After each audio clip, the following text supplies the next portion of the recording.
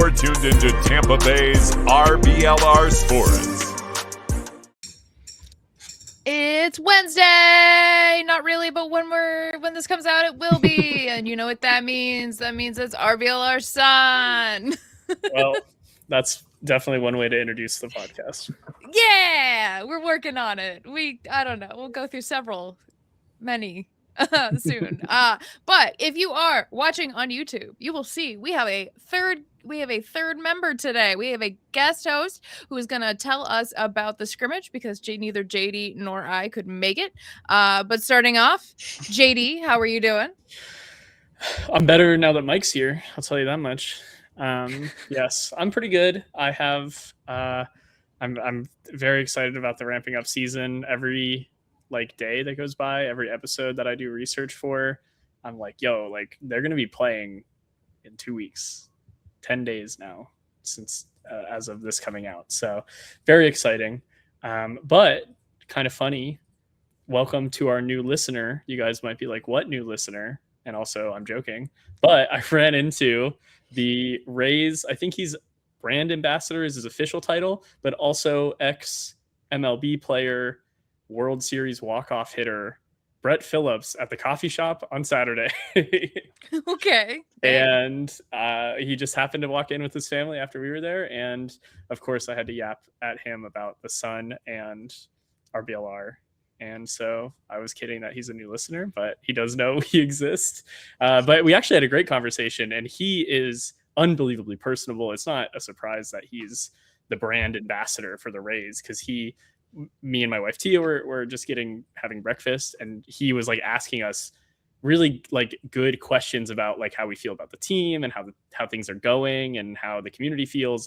It's clear he was interested to hear what real people had to say, that we stumbled upon him in public. It wasn't a meet and greet where people were there to meet him and they were going to suck up to him. It's we had a very candid, cool conversation. So his family was very nice too. And we talked about the Sun, and I let them know about the schedule this season, and hopefully maybe they'll make it out to a game. I was surprised they've only been to 2 Rowdies games. I'm like, you work for that company. You should have been to more.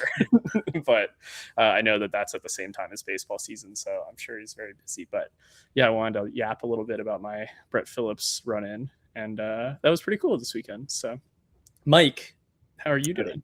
I'm doing good.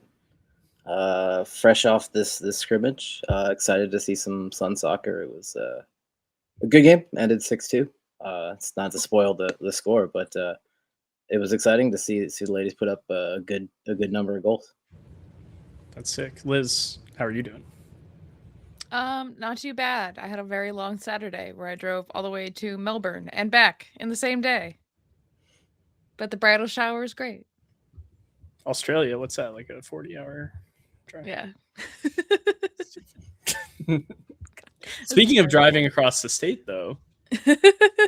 Yes. Hi. Yeah, that was great. That was phenomenal. If you are interested in going away to Jacksonville, that is August 22nd. That is a Saturday. It is in 2 weeks.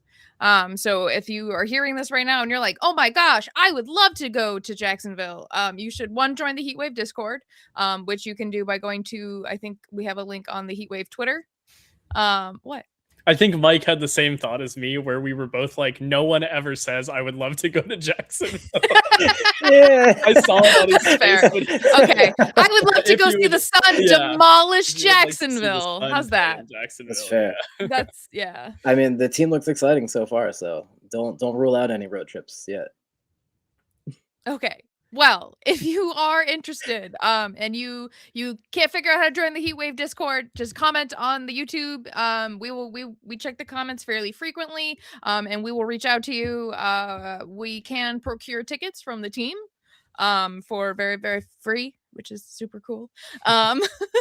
So tickets are not an issue. Make sure if you come into the Heatwave Discord, you can coordinate with some other folks. It's not just myself and JD and Mike going. So if you need to maybe share a hotel room or even carpool, we're all very friendly. We do not bite. Yeah. And it sounds like there might be a heat wave number of people going. That's not to say it's all the people in the heat wave, but total out of Sun fans, it sounds like a heat wave, if we're estimating 10 to 15 people might be going. So far, Yeah. that's who I've heard from. It's a very popular away trip, and we only have 2 away trips inside Florida this year because we only play every team twice and once away. So this is a great opportunity to get in your first away trip, and you could even do the double and see 2 extra Sun games this year in person. Instead of just all the home games. So yeah, highly recommend, by the way, go seeing extra Sun games as someone who has done this. It's great. It's good for your health. It's good for your soul. I highly recommend it.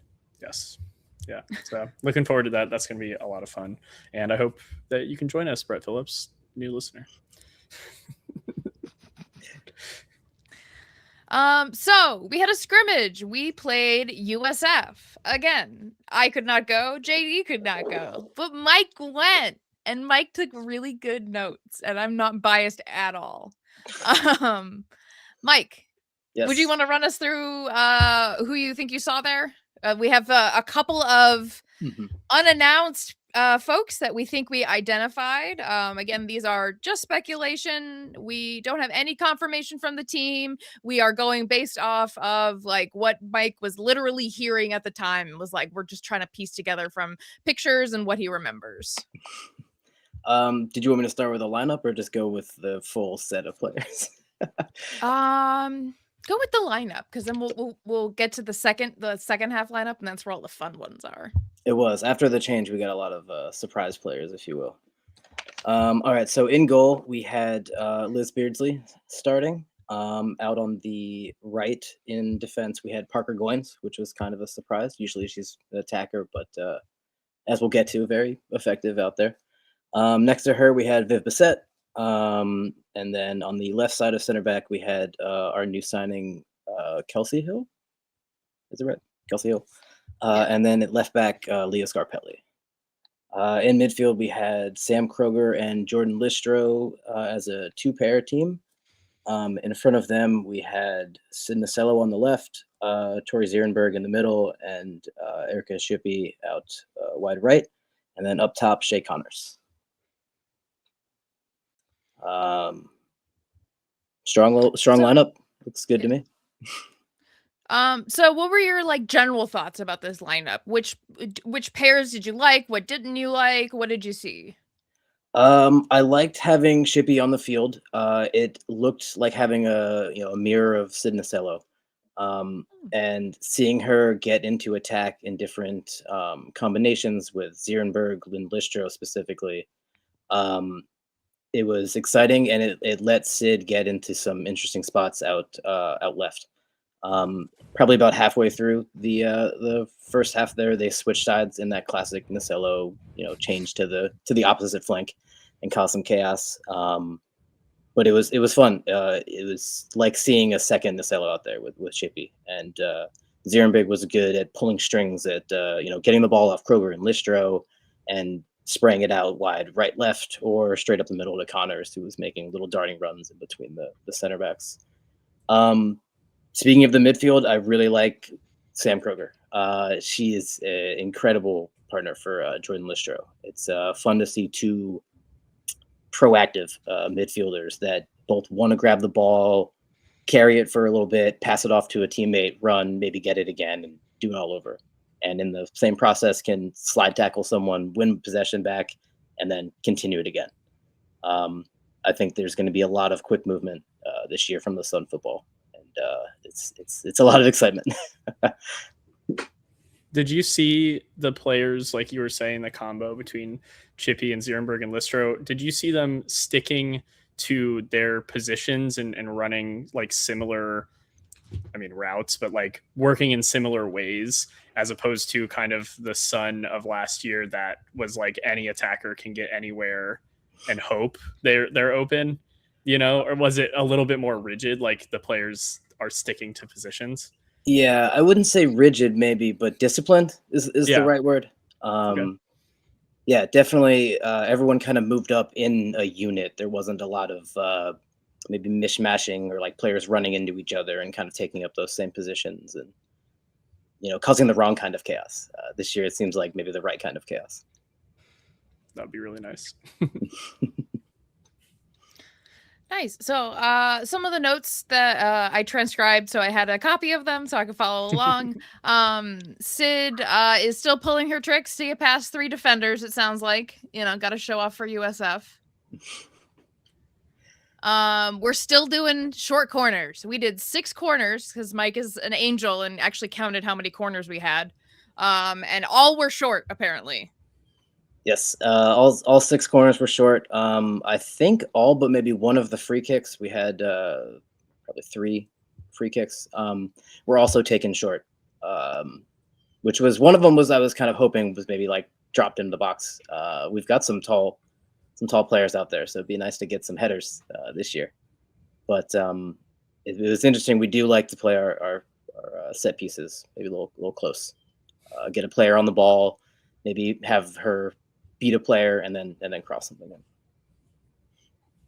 And who was taking corners and set pieces? Because I know that was I know Jilly Shimkin was doing a lot of corners, especially on the left side last year. So we kind of have that hole right now. Yeah, I noticed Sam Kroger was taking all the set pieces. Nice. Yeah. So we got USF gets a goal in the 29th. We get 3 goals before them. So we have 2 goals from Erica Chippy, and a Nacello solo goal before USF scores around the 29th minute. We're guesstimating on time, so Mike did his best to go based on when the time started. It wasn't an actual scoreboard. No, it just kind of it kicked off around 9, so just whatever minute that was close, and then the second half, half was 30 minutes, but the second half kicked off at 10, and then 11 for the next one. Did you notice anything about those first 3 goals? Were they bangers? Were they ripping shots? Was it a well coordinated pass? The first 2 goals from Chippy were really good team movement. And something I noticed that it seems like we're going to try to do this year is move the ball up the wing, and that player on the wing kind of crossed into midfield. And on a big darting run, they can either have the option to like lay it off to another player, or once they get to the opposite flank, can cross it in. Both of the Chippy goals were off movements like that, where she crossed in, didn't really have an option, and then just figured I'll rip a shot. And the first one was, I think, a curler into the top left corner, and the right one was kind of bundled in under the goalkeeper. The third one was a Nacello solo goal as well. She kind of just took the ball off like a little challenge. She was dribbling along the left. Flicked the ball over a sliding USF defender. Was able to hurdle that slide, continue on with the ball, and then just knocked it far post from 30 yards out or so. She was feeling herself. The goal from USF. I noticed in your notes you specifically mentioned the person who scored it. It was I put her name, Yui Suetsugu. Yes. And you said she was really a standout for USF. Noticeably, yeah. Her play reminded me of what we get from Jordan Zaid. Maybe a little bit more defensively minded for USF. She was winning a lot of challenges, but on the occasion when she would get forward, she was very effective in making some passes up the wing, crossing the ball back into the center. She cleaned up the goal that she got was she cleaned up at the far post and just noticed that Scarpelli was maybe checked a little bit too far in, and took that space, found the ball, and tapped it in from 5 yards out. Sign her up. Hey. She is a senior, I checked. Sign her up. Yeah. Tell me about, I remember we were talking a little bit about this last night. This clean 2-touch passing note. Okay, something I had noticed. I don't remember what time, because there was a lot of. I looked down at the phone for goals, but I wasn't noticing too much the regular play. But something I had stopped to note was that there was a lot of heads-up play from the team. They looked very confident in their passing. Everyone would make a pass, receive it, and then the next touch would be playing it on to the next person. And it was almost like we're just kept marshaling USF back farther and farther, and like, let's push them a little bit farther right, let's push them a little farther left, let's push them a little farther right, and just kind of press them in. I think one of those really good movements was resulted in the Shibby goal from the 23rd or the 9th. Both of hers were before the 10th minute. But it was after last year and seeing a lot of errant passing, I would say, not a lot of passes that connected, or maybe some passes that were heads down and hopeful. It's reassuring to see the team have that heads up play and confidently play the ball on to their teammate, and in a like attacking sense. It wasn't possession for the sake of possession. It was a lot of like, hey, we have the ball, let's keep going towards their net. Nice. Okay, so I think that about wraps up the first half. Was there any other notes specifically from the first half you wanted to mention? From the first half, Tori Zierenberg did go down about 37th minute, it looks like, near the end of that first half. I think she was going down, she was going up for a header in the box. It was another short corner that then got chipped in from maybe 20 yards out. And I think she had gone up with the goalkeeper, and there was a tussle. It was at the far end, so it was a little bit hard to see. But once she had gotten subbed out, you could tell who had left the field. And she had come off for Reagan Robb gets subbed on, I believe. And I can thank Ryan for that. Unconfirmed. Ryan doing a lot of sleuthing on Instagram. Would show some pictures and hand me with binoculars and be like, "That's her," and I would confirm. At least confirming that they look similar to my eye while watching. Yes. Yeah. Yes. Big shout out to Ryan Scharf, PPosaurus on Discord. He also attended but did not want to come on the show because he's silly. But he did give us some notes and is very, very good at Instagram sleuthing. It likes to suggest for his algorithm. He's too busy hanging out with his friends. Yeah, his family of friends. It's crazy to start the sentence with shout out and then end it with calling him silly. Because he didn't want to come on the show. Is it a shout out? I just called him silly. I didn't say anything mean. That's kind of how we treat Ryan universally, though. So I hope he knows he's loved. Yes. Oh my goodness. So the second half, we made no immediate subs. No. No subs from that start. Yeah. So, how much? Tell us about before we did make subs. Anything of note then? Because we still have the same players. Did you see anything new?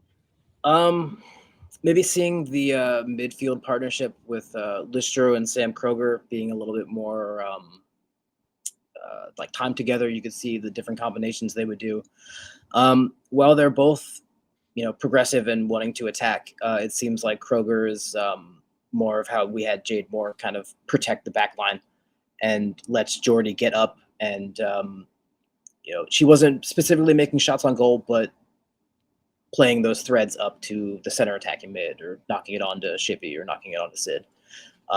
So it's fun to see Jordy get more into an attacking sense. And with Kroger there, is very confident of like getting back quick and stopping any attacks before they get to half field. She had a couple of sliding tackles that were very fun to watch.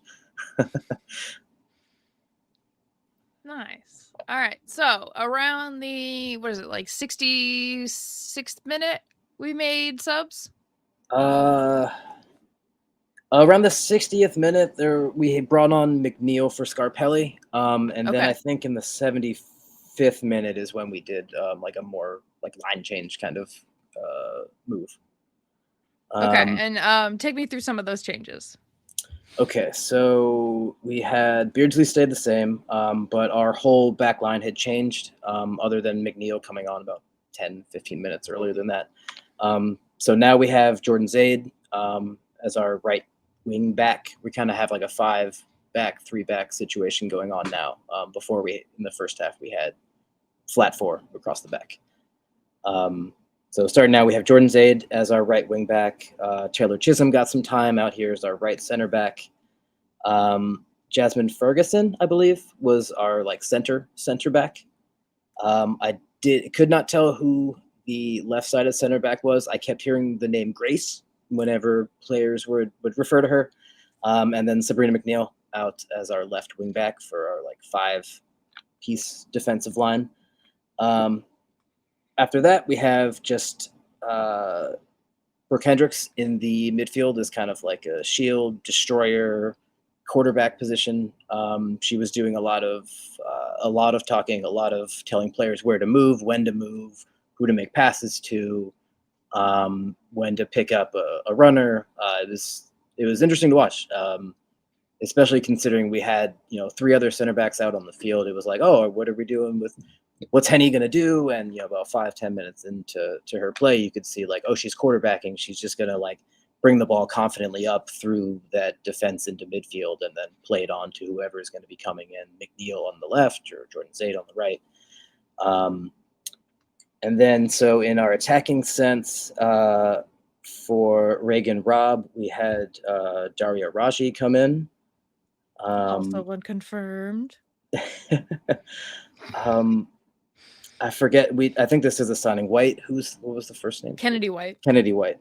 And then we had a striker up top that I couldn't see. They had switched by the time the 75th minute. There was some odd switching with what ends they were attacking.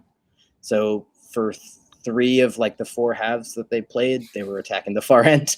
So at this point, they had a new striker that we had no idea who it was. I did hear the name Jada a bunch. Jada, make the run. Someone hit Jada. She's blowing up the wing, something like that. And whoever it was, they got 2 goals. So it's exciting. Hopefully we get a name. If they're a trialist, sign them up. All right. So for wild speculation's sake, because it's fun, Grace, most people will think of Grace Philpotts, played for Brooklyn last year, I want to say, or Spokane, or played for Brooklyn 1 year and then Spokane another year. Jacksonville. Oh shit! No, you're right. It is Jacksonville. I'm an It idiot. is Jacksonville. I'm so dumb. I don't know who I'm getting her mixed up with. Never mind. I am a professional.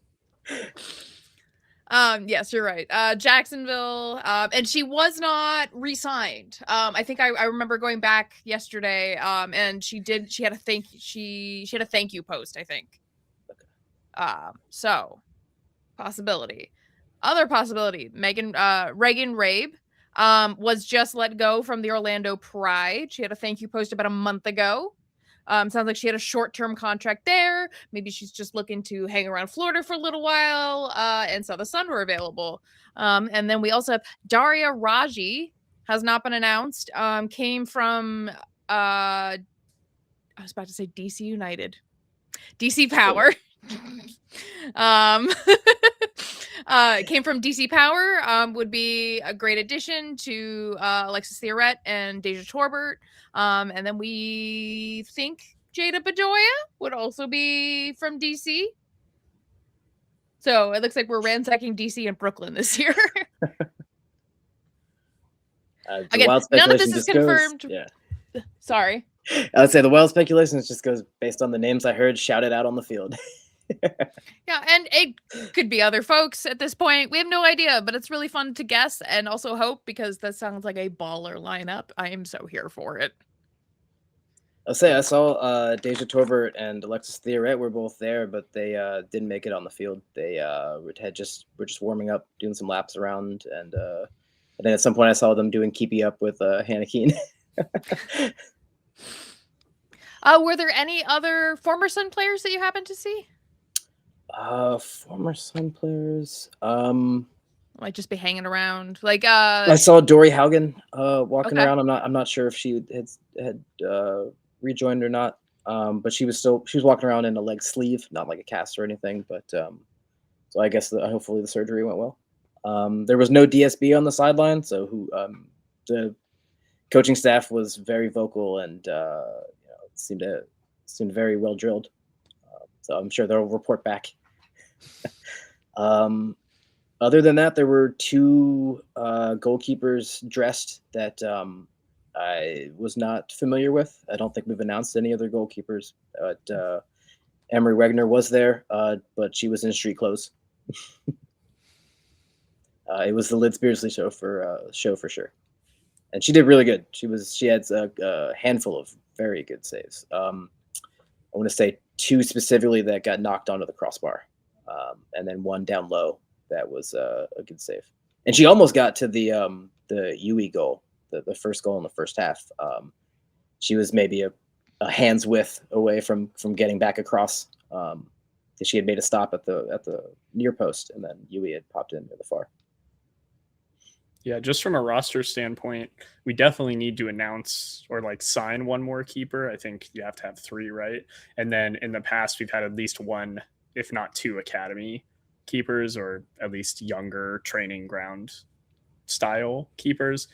So you would expect 1 more of those, hopefully one of the 2 trialists that was there, or maybe they're already signed and haven't been announced yet. As for the rest of our roster, with the newest announcements, we're at 20 now. So that's the minimum, but of course we might add upwards of, I think the max is 5 academy players that we can sign on academy contracts. No, I think it's 6, but we signed 5 last year or something like that. And we like academy players. Last year we had a graduating class. So you would expect that again, but you would still think, and we've thrown some names around in the last few minutes, you would still think we have 3 or 4 maybe signings, and that's kind of the amount of people that either haven't been announced and we know who they are, or we don't know who they are. So yeah, overall, I mean, the Sun has floated around 30 players for the full roster, including academy training ground level, and being at 20, you would expect more of those announcements to come through. So yeah, somebody had mentioned in the Heatwave Discord, maybe this game was an opportunity to finalize some of those, or they're already finalized, and just get them some minutes in a competitive environment, because they're probably not going to be playing a lot this year, or we won't need them to play if there's not a lot of injuries for some of the younger players too. So yeah, it's pretty promising if some of those names come through that we are speculating about. Yeah. I'll say the unnamed quote unquote trialist in the second half, sign her up. 2 goals, 2 very good goals. Not to mention Jordan Zaid grabbing 1 in that second half as well. Were there any other key plays, any other pairings you noticed that you liked in the second half? I noticed we had a tendency for Viv Bissett to kind of in the way she did the first season, be like send cannonballs up big diagonal balls up to on-rushing players, and her and Sabrina McNeil, I think, have a really good partnership. Because Sabrina would just be released, run up the wing, and cross it in for some chaos in the box. One of those almost, what was it, Shay Connors. You could tell she tried for a little bit to be like, should I do a bicycle kick here? But didn't want to bust it out in training and hurt somebody. I like that it's hurt somebody else and not herself. Oh yeah, no. She'd score the goal, but then trash a college student. Yeah. We want them to stick with soccer longer. Nice. I said that about wraps up the scrimmage. Did you have any other thoughts? Anything else you wanted to say about what you saw? I've said it a couple times, but this open scrimmage really made me excited to see the team get out there and play. And I wish opening week was here, despite the heat. But week and a half or so, we'll be there getting loud for the team at the watch party. Yeah. All right, cool. Thank you so much, Mike. We really appreciate you taking the time, not only to wake up super early and go and then sweat your butt off and then also get rained on and take notes. Well, the rain was nice. It was cooling from after sweating so much. True. But thank you so much for taking the time and coming on the show. Oh, thanks for having me. Go Sun. And thank you again to Mike for going to the scrimmage and telling us all about it. I don't know how to go into this ad, so we're just going to say go to shop.rblrsports.com. Use promo HEATWAVE, HEATWAVE. Wow, I can spell. Yep. To get 10% off everything. Woo! Yes. Phenomenal ad. Good read. stuff Thank over you. there. Yeah. Well, yes, that was excellent from Mike. And I want to again thank him. But we also have news, and you've already heard a little bit of it because they played in the scrimmage that Mike reviewed. But we had we had 3 roster announcements total, 2 additions. Well, 1 addition, 1 stay the same shin, and 1 subtraction that we already knew about. So we know that Parker Goins is coming back. Also, I just learned today her name is Kennedy. Her actual first name is Kennedy, and she goes by Parker. What? So we have 2 Kennedys instead of 2 Maddies now. But one of them already goes by Parker, so there's no yes. So I just learned that today. That's crazy. Also, we have a new signing, Sam Kroger. You heard about her work with Lister in the midfield just a few minutes ago. And the team officially said thank you to Maddie Picorni, which is overdue, I will say.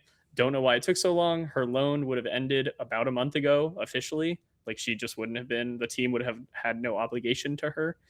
And maybe they were still talking about her being involved and they decided not. We have no idea. And it's not worth speculating because we have no idea. So, but thank you to Maddie Picorni. We've already said it on the show, but now the team has officially said it. And that wraps up all of the 25-26 roster anything between Parker and Maddie. Now we know where that entire roster has ended up in terms of being on the Sun or not being on the Sun anymore. Also, while I was just looking into this quickly, we have no new roster picks on the website, no new headshots of the players on the roster page on the website. Last year's players are just still on there with last year's pictures. And that makes me feel like maybe the new photos are in a new jersey, possibly, because why would they not just put the photos up if the players are wearing the same jersey?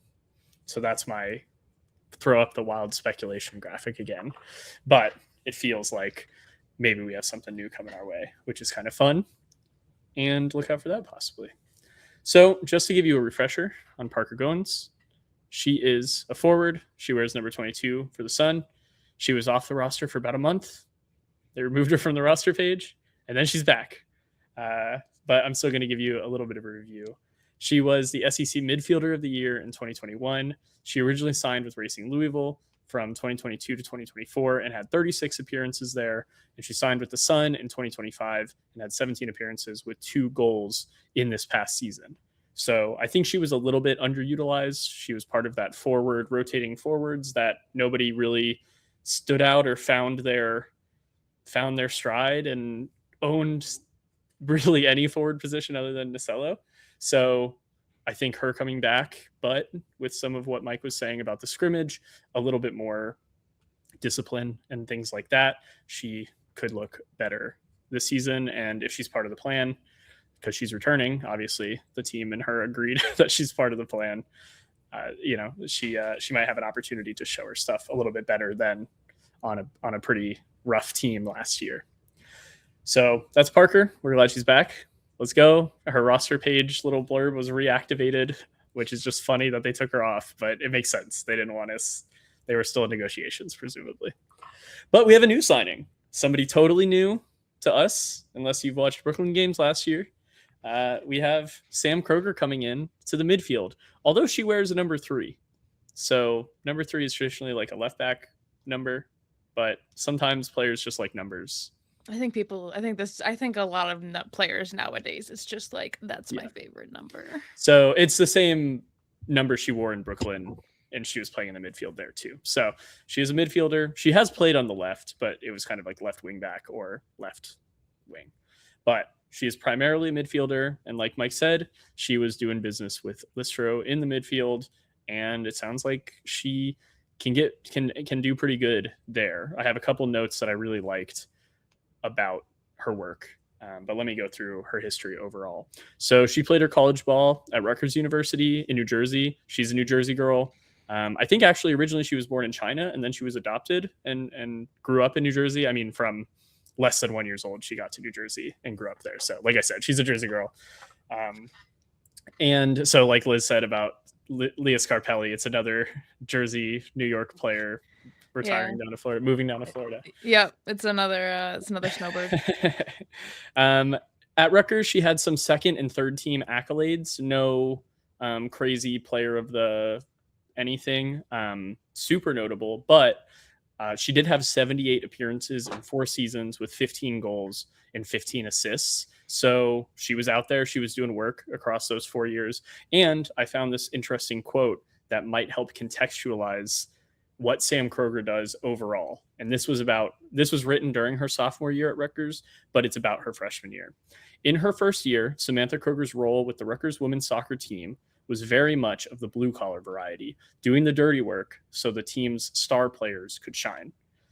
So we see that a little bit in the scrimmage, in the midfield with Listro. We also know Listro doesn't get on the score sheet as often, but we would not be the Sun without her contributions in the midfield. Not that the score sheet is the only statistical reference we have of how good a player is, but it seems like she brings more to the table than the stats might suggest. She played for Morris Elite Soccer Club in the W League, which I found interesting because not a ton of our players went through the W League because the league is so young, and also so are they. So they either came straight from college or maybe they were in NWSL. But this is one player who from college went to the W League in 2023. That's an amateur summer women's league, if you're not familiar.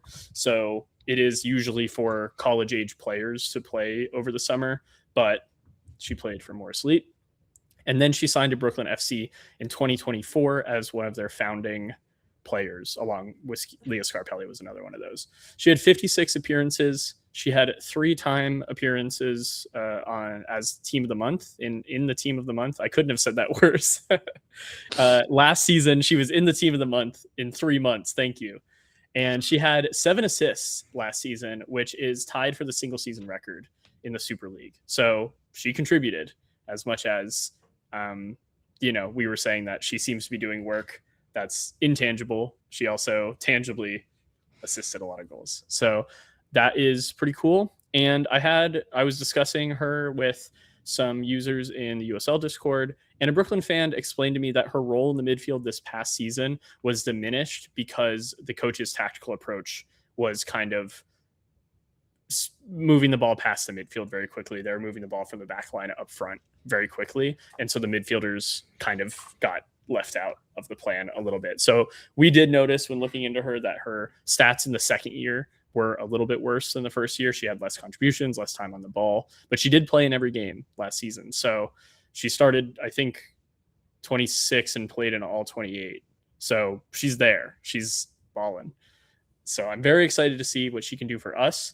If her role is still going to be that blue collar role, letting the stars shine around her, or if she's going to be commonly assisting. I mean, I think Sabrina McNeil is another player that snuck up on us as one who is contributing a lot in terms of assists. The fact that we have multiple players now that are underrated assisters is kind of fun, and it sounds like we have some good forwards to get on the end of those. So overall, very excited about Sam Kroger being here as well. Looks like it's already starting pretty well based on the scrimmage, and we'll know kind of next weekend, if she's going to be in the starting lineup in that midfield. I'm not really sure how many other options we have to start next to Listro, but that is basically where she will be. I mean, they might push her out to the left because she does have some experience there, but really central midfield, maybe one of them going forward, one of them staying a little bit back, will be how she lines up if she's starting for us come the first game of the season in Dallas. But yeah. Okay, so I remembered this from when I was looking her up when we signed her too. Another note for that, like she was being improperly utilized for her talents. When she was on that W League team, it was 1 season, 1 year, 11 appearances, she had 4 goals. So I am 100% sure that she whatever it was, they just weren't putting her in a goal scoring position. Because I mean, only having like what did she have, 2 or 3 goals? No, she had 1 goal. she had but it was 1 goal in against the Fort first season and 0 in the second season. against Fort Lauderdale, by the way, guys. So she already knows what to do. She's Sun through and through. Yeah. Yeah. Yeah, I agree with that. And then beyond that, we know that it's tough to stand out on a bad team like the Sun were last year. So Brooklyn has also been out of the playoffs just with us the whole season. Basically, we were both pretty much out of the playoffs. At one point, they pushed a little bit towards the conversation, but they were never in it. So I think they just didn't have, and that goes to show why they turned over so much of their roster this year. I mean, we have 3 players from them currently, and we might sign more. We don't know, but it shows why they've turned over so much of their roster. Something just wasn't working, and they want to build something new up there. And the players that were in that system doesn't necessarily mean they're bad players. Just got to figure out how to use them to their strengths. And hopefully, if the Sun are targeting them and looking to transfer them in, it's because we know what their strengths are and how they can work for us in that regard. So I'm excited to see what she can do, what Parker can do again, and how this kind of fully rebuilt midfield and forwards work together coming up soon.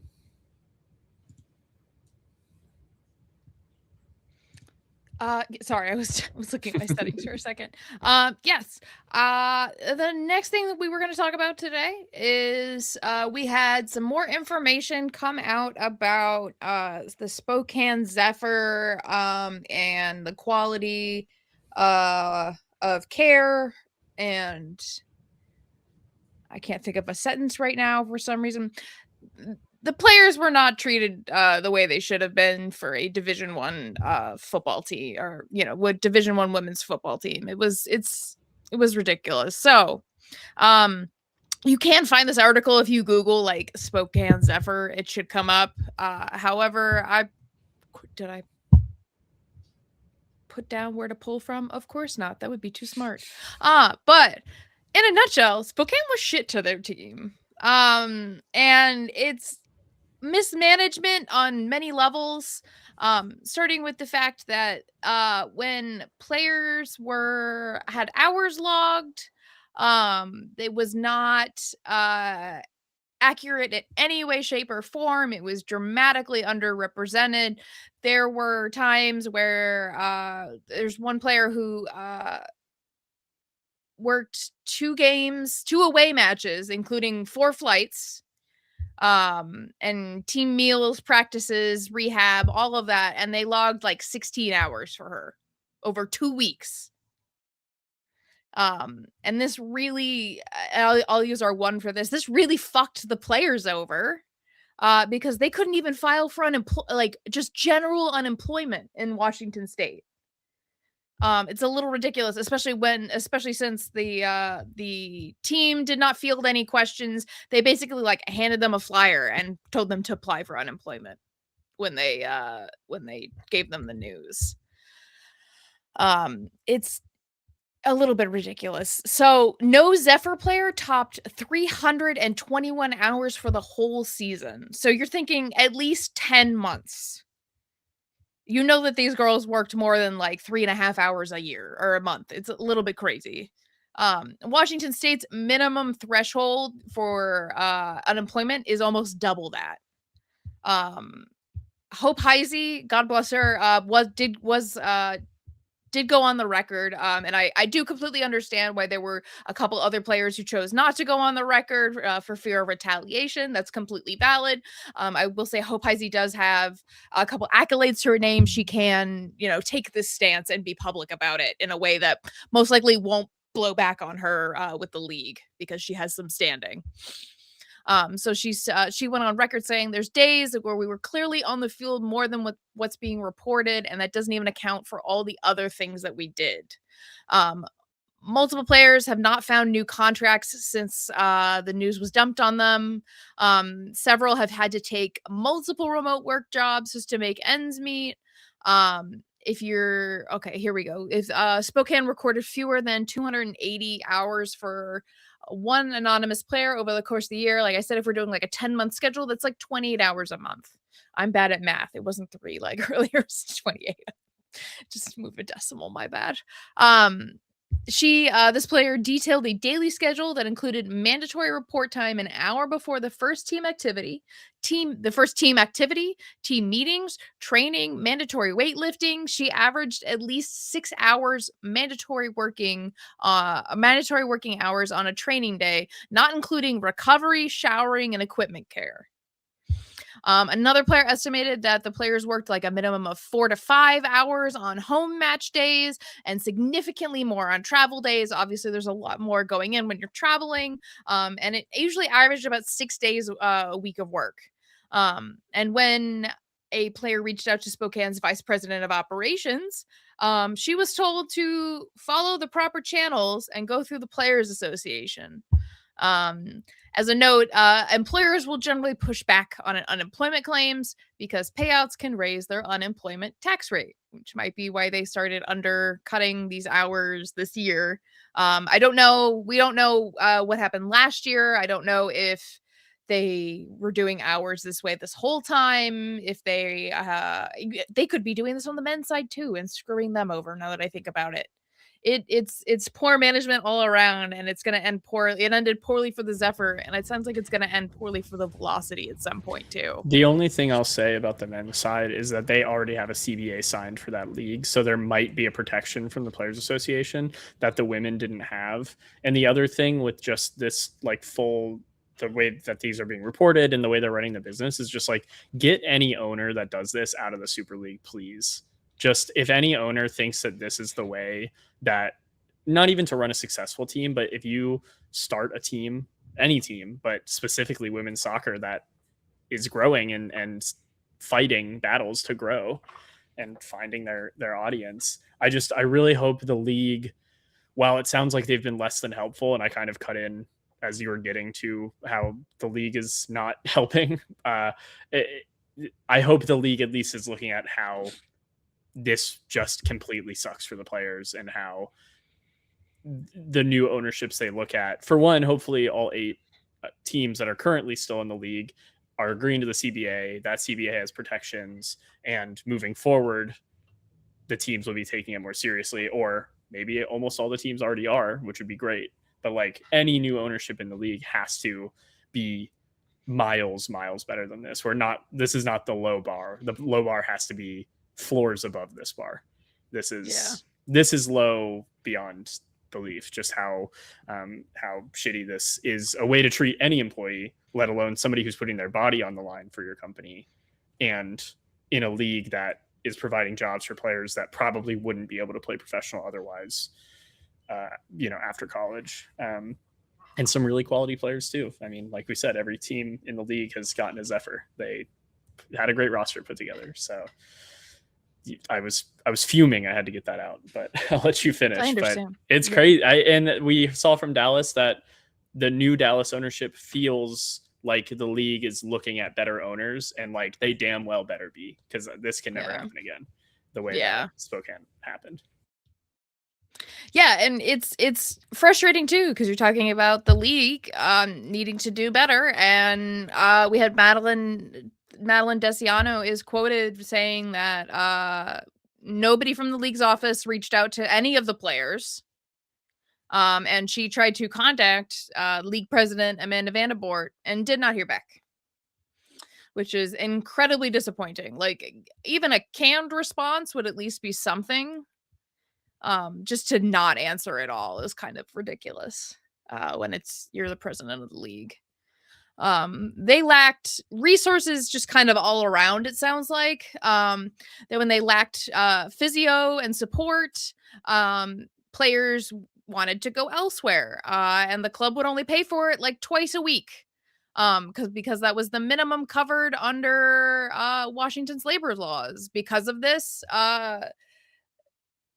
the Zephyr racked up 5 ACL injuries. They had 1 full-time trainer, and they were splitting another one with the men's team, the Velocity. While the Velocity were technically founded about a year before the Zephyr, I looked it up, and one was 2021, the other one was 2023. The idea that they've been sharing a physio person is a little bit ridiculous, because they're a Division 3 team. They should have fewer resources than the Division I team. I'm not saying that they deserve less. I'm saying that there should be a higher standard for the Division I. I have nothing against the Velocity, by the way. They did not do the Velocity. The players, they're fine. I have nothing against them. They're just doing their jobs and they're going about their lives. I mean, I'm strictly mad at the staff and the management that allowed this to happen. It's concerning in the Super League because every other team other than Tampa Bay Sun has an ownership that shares a men's team under the same ownership. So if it's that bad in Spokane, they have a Division III team, what resources are DC Power getting when DC United is their men's team? I think it's a little bit different of a circumstance. So I'm not saying DC Power is guilty of any of these things, but it's definitely concerning if, like I said, the standards across the league are not consistent and agreed upon and met, that every single other team has every single other business operation team has a men's team and a women's team and are going to try and combine some resources to save money between them. And in women's soccer, in women's sports overall, it's the women's team that gets the short end of the stick almost every time. If it happens in the Premier League in England, it'll happen in the United States in the Super League. So yeah, that is concerning. And also part of a reason why I am appreciative that the Sun is an independent organization. As much as I like the Rowdies, and I think the Rowdies are one of those teams that do soccer right in the United States. I think we're a model for a lot of other teams. Everything I've heard from that organization is that the players are treated well and they've always met any standards before the CBA was signed and things like that. I think the Sun would do fine under Rowdy's ownership. I'm almost glad that the Sun aren't, because then it never has to be a conversation. We know that, and I'm not saying the Sun are perfect organizationally either, but I'm saying that we know that there's no other business interest. Our ownership is fully committed to making the Sun the best possible team it can be. And that never raises a question about shared resources or anything like that. So in a way, it's kind of nice. In another way, ticket packages, cross promotion, shared resources can be good. The Rowdies have a nice facility, things like that. Maybe we're missing out on a couple things compared to teams that share ownership, but every other team in the league shares ownership. And part of the reason why this was handled so badly is because of that. So that concerns me too. And that's an unanswered question, even now. It's ridiculous. So just to recap what I was saying before, so the Zephyr racked up 5 ACL injuries in 2 seasons. Hope Heise's directly relating this to the mismanagement of player load, not having the right equipment. After about 2 months of pushback, the players were able to increase twice a week or 3 times a week to go outside elsewhere to get physio, to get rehab. The team was just reluctant to pay for a lot of things outside of the team. And because of it, players suffered.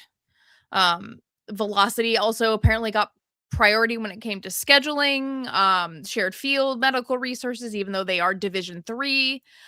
They also got the same amount of meals as the men's team, which is not really their complaint. It's more that most D1 women's teams are fed every day with a training session or match. So there were some days, like game days, where they would have to provide all their own meals. Which it feels like such not small in how much it costs, but small in in what it can provide for your players. Yep. Just knowing they have, a good nutritious meal that they don't have to worry about putting together themselves on game day. They can just focus on games. It's little things that add up. And it really sounds like Spokane was trying to make money on their bottom line, and once they realized they weren't going to do that, they were like, no, we're pulling it. Yeah. The last part of the article talks about how players who had expiring contracts this season were just wondering if they were ever going to be re-signed. Heise is quoted saying, up until that locker room meeting, she knew teammates who were, quote, still holding out for new contracts. And I can't imagine, you're putting your faith in this team that you've played for 1 year, 2 years at this point, and they just completely pull the rug out from underneath you. So I have to say, big thanks to the players who spoke in this, the ones who named, the ones who weren't named. Thank you for shedding light on this. These are things that we need to know. It reminded me a little, not quite as bad as Sky Blue FC back in like 2018, but it is history doesn't repeat, it does rhyme. So it's feeling a little bit like that. Yeah. And hopefully, I always throw optimism in at the end of an episode. Hopefully, like we talked about in the last episode, the NWSL CBA, groundbreaking, the league standard have improved so much. The new teams coming into that league have had incredible facilities and incredible like organizations, and Denver has smoke cannons. Sorry, I just remembered that from I was watching the game like either last night or the night before, and I saw that they had like full size smoke cannons. Like, I want some NWSL money. Damn. Yeah.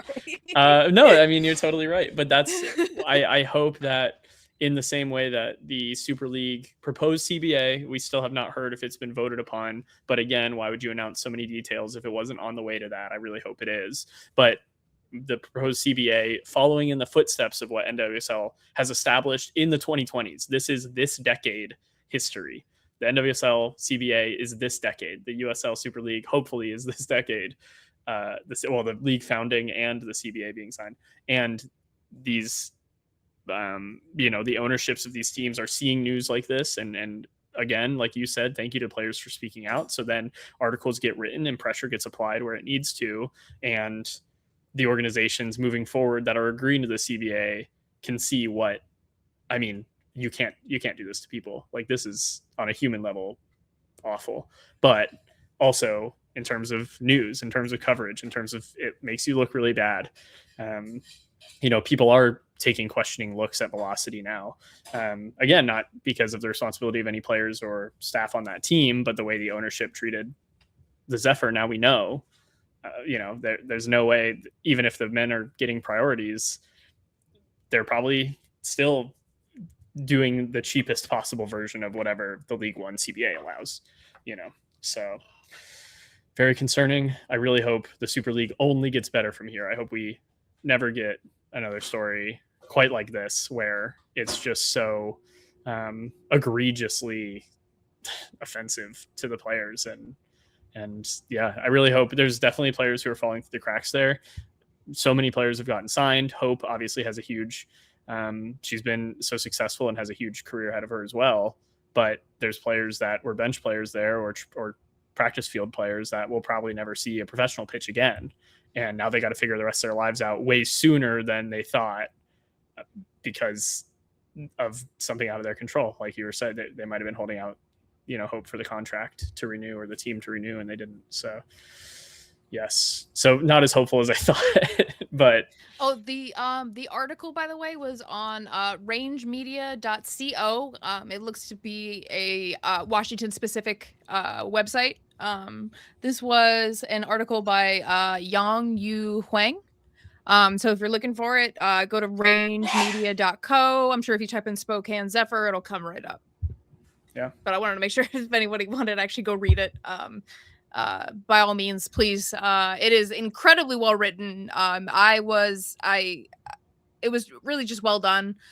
Just someone asking the right questions. And I'm, again, so thankful to the players who talked. Yeah.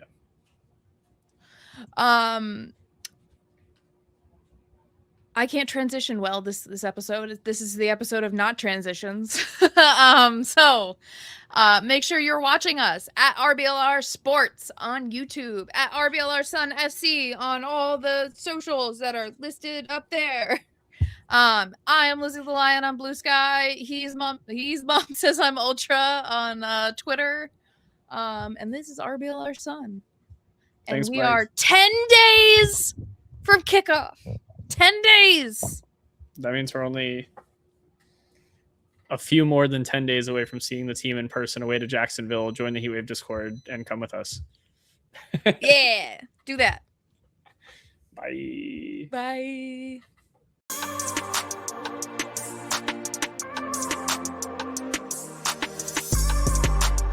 Thank you for tuning into this presentation by RBLR Sports. On your way out of the stadium, please remember to like and subscribe.